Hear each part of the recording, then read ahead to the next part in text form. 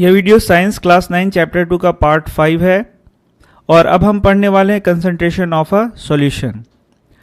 तो अब आप समझ गए हैं कि सॉल्यूशन क्या है। जैसे कि यदि चीनी को पानी में घोला जाए तो उसे हम लोग सॉल्यूशन बोलते हैं। तो यहाँ एक नया वर्ड आपको देखने को मिलेगा, वह है कंसंट्रेशन। तो पहले मैं आपको समझा देता हूँ कि कंसंट्रेशन क्या होता है, तो आप इस टॉपिक को आसानी से समझ पाएंगे। चलिए हम लोग 2 ग्लास लेते हैं। 2 ग्लास में आपको करना क्या है, दोनों को हाफ फिल कर लेना है। इसके बाद 1 ग्लास में आपको क्या करना है, 10 चम्मच चीनी डाल देना है और 1 ग्लास में क्या करना है, आपको आधा चम्मच चीनी डाल देना है। तो आप बताएं कि कौन ज्यादा मीठा होगा। तो आप देखें कि ग्लास 1 है वह ज्यादा मीठा होगा और ग्लास 2 क्या है, बहुत कम मीठा होगा। या फिर बोलेंगे कि यह जो शरबत बना वह बहुत ज्यादा मीठा होगा और यह जो शरबत बना वह पतला बना। तो अब आप कंसंट्रेशन समझ सकते हैं। तो यहां पर हम जहां पे बहुत मीठा यह शरबत बना है वहां पर हम बोलेंगे कि इसमें चीनी का कंसंट्रेशन बहुत ज्यादा है। इसमें चीनी का कंसंट्रेशन क्या है, बहुत ज्यादा, जबकि पानी का कंसंट्रेशन क्या है, कम। दूसरे वाले में हम लोग बोल सकते हैं कि चीनी का कंसंट्रेशन बहुत कम है और पानी का कंसंट्रेशन क्या है, बहुत ज्यादा, जिस कारण से यह कम मीठा बना, पतला बना। तो इस प्रकार से आप समझ सकते हैं कि कंसंट्रेशन क्या होता है। हिंदी में इसे हम लोग सांद्रता कहते हैं। तो चलिए आइए देखते हैं यहां पर किस प्रकार से समझाया गया है। In activity 2.2 we observed that groups A and B obtain different sets of solution. तो हम लोगों ने एक्टिविटी 2.2 देखा है। उसमें हम लोगों ने क्या देखा है, 2 ग्रुप थे जिन्होंने वाटर में कॉपर सल्फेट सॉल्यूशन को घोला था। तो ग्रुप ए ने कुछ क्रिस्टल को वाटर सॉल्यूशन में घोला था, जबकि ग्रुप बी ने ज्यादा क्रिस्टल को वाटर सॉल्यूशन में घोला था। तो पहला वाला जो ग्रुप था उसे यह फीका मिलेगा, इसका कलर क्या मिलेगा, फीका। लेकिन जो दूसरा ग्रुप था उसका कलर क्या होगा, थोड़ा गाढ़ा मिलेगा। तो यहां पर हम बोल सकते हैं कि यहां पहले वाले में कॉपर सल्फेट का कंसंट्रेशन कम है और दूसरे में कॉपर सल्फेट का कंसंट्रेशन क्या है, ज्यादा। So we understand that in a solution the relative proportion of the solute and solvent can be varied. तो अलग अलग प्रकार के जो सॉल्यूशन उनमें हम लोगों ने देखा, सॉल्यूट और सॉल्वेंट अलग अलग थे। Depending upon the amount of solute present in a solution it can be called a dilute, concentrated और अ सैचुरेटेड सॉल्यूशन। तो यहाँ अब आपको 3 टर्म्स मिलेंगे। पहला हो गया डाइल्यूट, दूसरा हो गया कंसंट्रेटेड और तीसरा क्या हो गया, सैचुरेटेड। तो इसे भी मैं आपको अलग अलग बता देता हूं, उसके बाद देखते हैं कि इसमें किस प्रकार से उसको समझाया गया है। अब देखिए आपको क्या करना है, फिर से 3 ग्लास पानी ले लेना है, उसको हाफ फिल कर लेना है। पहले में क्या करना है, आपको 1 चम्मच चीनी डालना है, दूसरे में 10 चम्मच चीनी डालना है और तीसरे में क्या करना है, आपको बहुत सारा चीनी डाल देना है। तो आप देखेंगे कि एक ऐसा कंडीशन आएगा जब चीनी इसमें घुलना बंद हो जाएगा और वह क्या होगा, नीचे जमना शुरू हो जाएगा। तो यहां पर जो मैंने आपको 3 कंडीशन बताए, इस 3 कंडीशन से आप समझ जाएंगे कि किसे हम लोग डाइल्यूट कहेंगे, किसे हम लोग कंसंट्रेटेड कहेंगे और किसे हम लोग सैचुरेटेड कहेंगे। तो ये जो पहला कंडीशन है जिसमें 1 चम्मच चीनी डाला गया है, तो ये डाइल्यूट सॉल्यूशन बना। डाइल्यूट का मतलब हो गया पतला। दूसरा हो गया कंसंट्रेटेड, इसमें यदि 10 चम्मच चीनी आपने डाला और भी इसमें घुलते जा रहा है, घुलते जा रहा है, तो इसे हम लोग कंसंट्रेटेड सॉल्यूशन कहेंगे। लेकिन एक समय ऐसा आएगा जब ये घुलना बंद हो जाएगा, तो इस प्रकार के सॉल्यूशन को हम लोग सैचुरेटेड सॉल्यूशन कहते हैं। चलिए देखते हैं बुक में इसे कैसे समझाया गया है। Dilute and concentrated are comparative terms. Dilute और कंसंट्रेटेड क्या है, कंपैरेटिव टर्म है। जैसे कि डाइल्यूट को आप DIL लिखेंगे और कंसंट्रेटेड को क्या लिखते हैं, कॉन्क, इस प्रकार से लिखते हैं। डाइल्यूट का मतलब क्या हो गया, पतला, और इसका मतलब क्या हो गया, कि उसमें कंसंट्रेशन ज्यादा है। In activity 2.2, the solution obtained by group A is dilute as compared to that obtained by group B. तो अभी 2.2 का जिक्र हम लोगों ने किया था। तो उसमें जो ग्रुप A था उसका जो सॉल्यूशन बना था वह क्या था, डाइल्यूट था in comparison to group B। अब देखते हैं activity 2.3। Take approximately 50 ml of water, 50 ml water आपको ले लेना है each in two separate beaker, 2 separate beaker में आपको इसको लेना है। Add salt in 1 beaker and sugar on barium chloride और barium chloride in the second beaker. पहले में आपको क्या ले लेना है, साल्ट ले लेना है, और दूसरे में क्या करना है आपको, शुगर या फिर बेरियम क्लोराइड, कुछ भी आप ले सकते हैं, और इसको कंटिन्यूअसली स्टर करेंगे और इसका सॉल्यूशन बनाएंगे।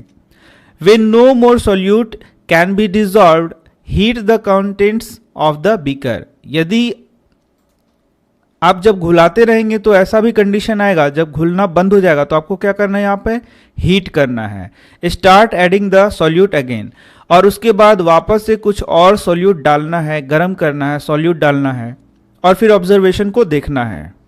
Is the amount of salt and sugar और barium chloride that can be dissolved in water at a given temperature the same.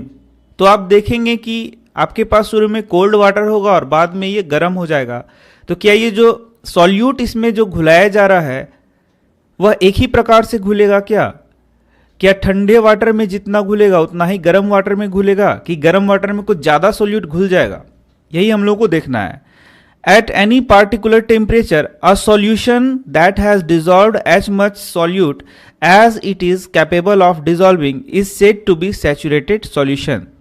तो यहाँ पे जैसे मैंने सैचुरेटेड सॉल्यूशन आपको पहले भी बताया है कि जहाँ पे घुलना बंद हो जाए वही क्या है, सैचुरेटेड सॉल्यूशन, मतलब वह सैचुरेशन पॉइंट है, और उस प्रकार के सॉल्यूशन को हम लोग क्या बोलते हैं, सैचुरेटेड सॉल्यूशन कहते हैं। लेकिन यहाँ पर थोड़ा सा अलग रूप से इसको परिभाषित किया गया है। तो यहाँ से एक प्रश्न आएगा आपको, व्हाट इज सैचुरेटेड सॉल्यूशन? तो एट एनी पार्टिकुलर टेम्परेचर, एक खास टेम्परेचर पर, a solution that has dissolve as much solute as it is capable of dissolving. तो जितना कोई सॉल्यूट किसी सॉल्यूशन में घुल सकता था उतना यदि घोल दिया गया है और अधिक सॉल्यूट नहीं घोला जा सकता है, तो उस प्रकार के सॉल्यूशन को हम लोग क्या बोलते हैं, सैचुरेटेड सॉल्यूशन। मतलब अब और एक्स्ट्रा सॉल्यूट घोलना संभव नहीं है। यदि आप और एक्स्ट्रा सॉल्यूट वहां डालेंगे तो वह जमना शुरू हो जाएगा। इसे ही हम लोग कहते हैं सैचुरेटेड सॉल्यूशन। तो आप इसका आंसर यहां से लिख सकते हैं, इन अदर वर्ड्स वे no more solute can be dissolved in a solution at a given temperature. इसका मतलब कि अब उस टेम्परेचर पर अब आप और सॉल्यूट इसमें नहीं घोल सकते। हाँ, यह अलग बात है कि यदि आप इसको और हीट करें तो हो सकता है कि कुछ और सॉल्यूट इसमें घुल जाए, लेकिन उस टेम्परेचर पर तो यह संभव नहीं है। तो ऐसे कंडीशन में जो सॉल्यूशन बनेगा उसे हम लोग सैचुरेटेड सॉल्यूशन कहेंगे। The amount of solute present in the saturated solution at this temperature is called its solubility. और यहाँ एक नया टर्म आया सॉल्युबिलिटी, तो यहाँ से नया प्रश्न भी आएगा, व्हाट इज सॉल्युबिलिटी? तो the amount of solute present in the saturated solution at this temperature is called its solubility. Solubility क्या हो गया, घुलनशीलता हो गया। तो द अमाउंट ऑफ सॉल्यूट, वह अमाउंट ऑफ सॉल्यूट जो कि प्रेजेंट है किसी सैचुरेटेड सॉल्यूशन में किसी खास टेम्परेचर पे, उसे ही हम लोग क्या बोलते हैं, सॉल्युबिलिटी कहते हैं। तो आप देख सकते हैं यहाँ बहुत इंपॉर्टेंट प्रश्न इस टॉपिक में पूछे जा रहे हैं। If the amount of solute contained in a solution is less than the saturation level it is called unsaturated solution. तो मान लीजिए कि किसी सॉल्वेंट में सॉल्यूट को घुलाने का क्षमता है और उससे कम सॉल्यूट घुलाया गया है, तो इस प्रकार से यदि सॉल्यूशन होगा तो उसे हम लोग क्या बोलेंगे, अनसैचुरेटेड सॉल्यूशन। इसका मतलब क्या हुआ कि उसमें अभी और सॉल्यूट घुलाया जा सकता है। तो आप देख सकते हैं यहां पर इसका आंसर यहां लिखा है। पहले मैं प्रश्न बता दूं, what is unsaturated solution? If the amount of solute contained in a solution is less than the saturation level, it is called unsaturated solution.